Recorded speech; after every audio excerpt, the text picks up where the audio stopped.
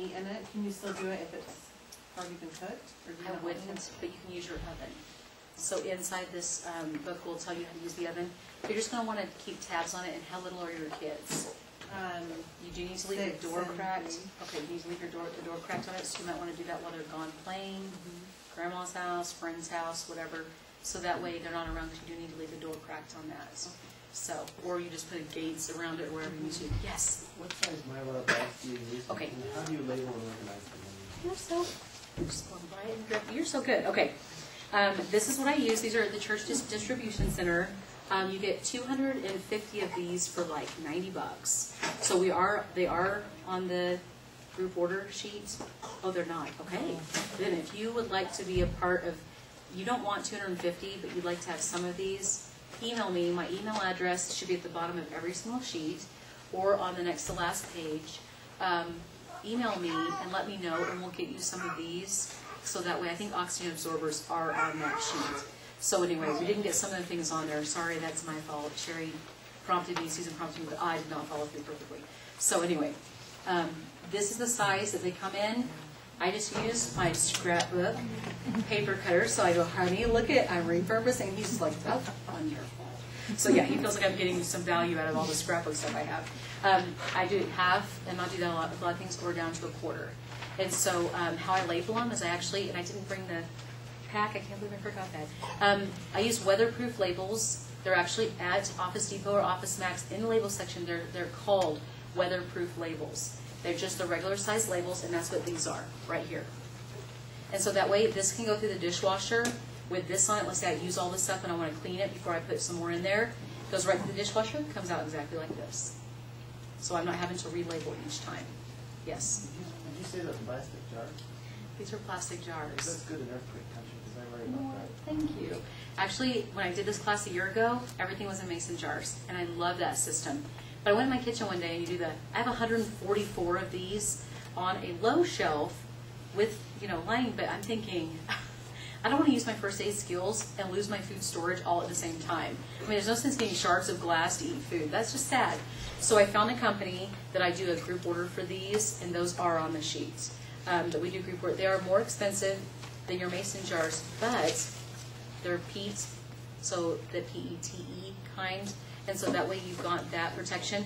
Why I like it is you can use the regular mouth mason jar. It does come with a plastic lid, but you can use the regular mouth mason jar lid. And you can do those yourself if you have a bunch, or in the order form. Can you use those on your project can or two, the plastic ones? No.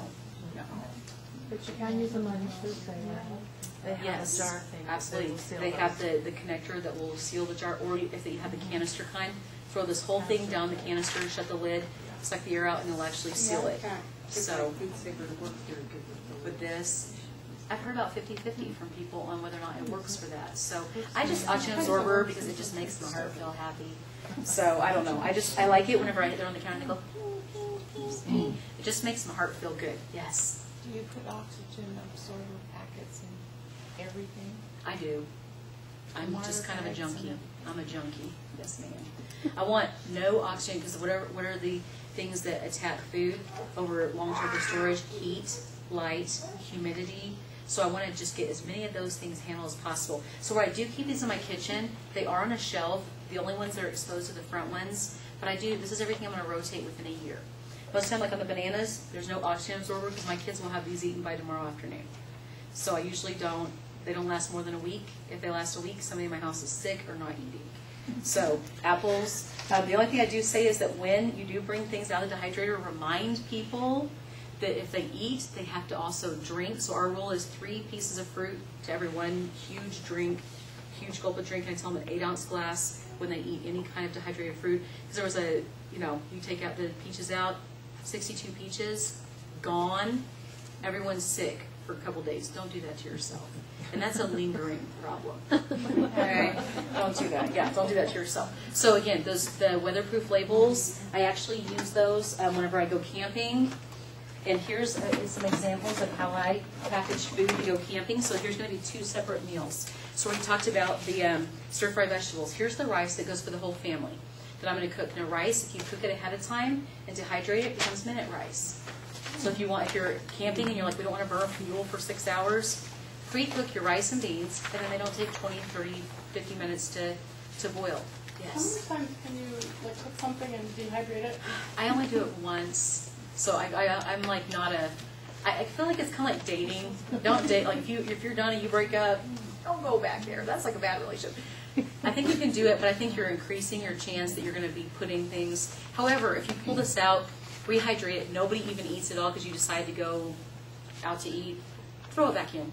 So I mean, if nobody's really touched it and you're good, you know, don't waste it. So again, I think use your discretion. But I don't have like this is our 18th time to have this. Yeah, it's like the dinner that won't go away, like the Franken dinner. Yeah. So I'm all about, you know, break up, smooth breakups is how I like it. You know, when you're done, let it go. So in this case, everyone gets their own stir-fry vegetable package because we all like different things. So we're able to soak everybody's stir-fry stuff, toss it in the wok or the Dutch oven or whatever we're doing while we're camping, and then everyone just dips out the common rice.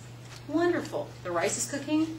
These are cooking in our own little things. Love it. We usually set our vegetables like this in boiling water, let it just like boil it, and then just pour it in, put a lid on it, go fishing, come back, boil it for a little bit longer if this stuff isn't perfectly tender, and usually we'll leave it for a couple hours. And then throw it in a wok, toss it. They've already got their rice on their little plate, and then that way they just throw their vegetables on. Now you're just giving whatever seasoning you want, and you go in your merry way.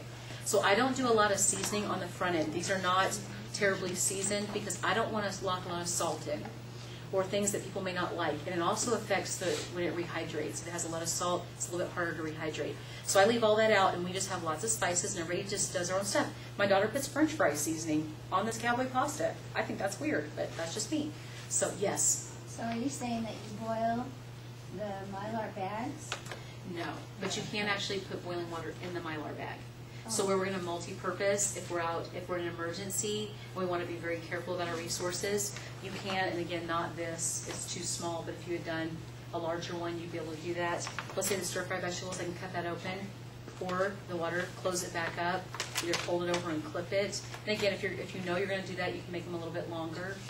So when I go camping, I usually do make them longer so you can fold it over, clip it, and then that way that package is actually heating while you're gone. So again, it depends on how many dishes you want to wash. I'm not a dish girl. I don't have a dishwasher, so I'm all about boil it in this bag if possible. Yes? Well, you're using the Mylar bags, but how do you seal them? Is that? How do you I use a Mylar bag sealer.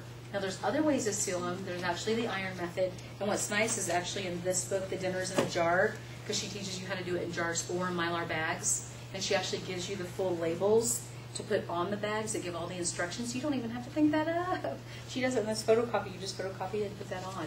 Love her. Now these don't fit on the weatherproof labels, so I kind of usually go back and do it myself because I want it protected.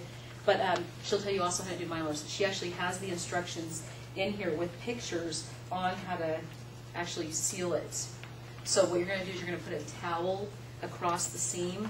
You're going to keep that iron up really, really hot, and then you're just going to press. And you're just going to check to make sure that that's sealed. So, and how I do it is you just squeeze. And if any air comes out, it's not sealed. So, and again, with oxygen absorbers, if it doesn't start compressing down to the make of the food, now it's not going to be like a food saver where it goes to every crack and nook and cranny because that's a little bit more malleable plastic. This is very, very heavy. It's 7 mil thick. So it's not going to go down. But you're going to tell a difference. You'll be able to tell if your rice doesn't go. You should see it compressed down. But they tell you that you can reuse the Mylar bags. Do you ever reuse? I do, but I do wash them out with bleach. I do bleach water solution and wash them out, or grapefruit seed extract for people who are not bleach people. So I'm kind of a grapefruit seed extract person, so I want it to be natural. So I just go ahead and do those, hang them up to dry, but you got to be careful. It's like reusing Ziploc baggies. You got to go. For rice, I'm not stressed.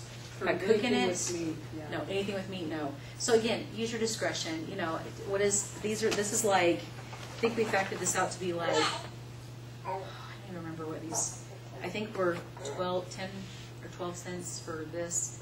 So for me, I'm like, it's worth it. Less than $1 for my family to, 50 cents or whatever for my family to, what is that? If somebody has a calculator, take 250 and divide it. Okay, wonderful. But no, what I'm saying is, but I'm saying if you take 250, divide that into $90, that'll tell you how much these are individually. So, what the actual price is. So for instance, where I've got that meal and I've color coded this, because what happens if I go down in a blaze of glory and the family has to handle a meal without me, it's all color coded, and I just use Sharpies, just color right across them. So that way they go in there and they go,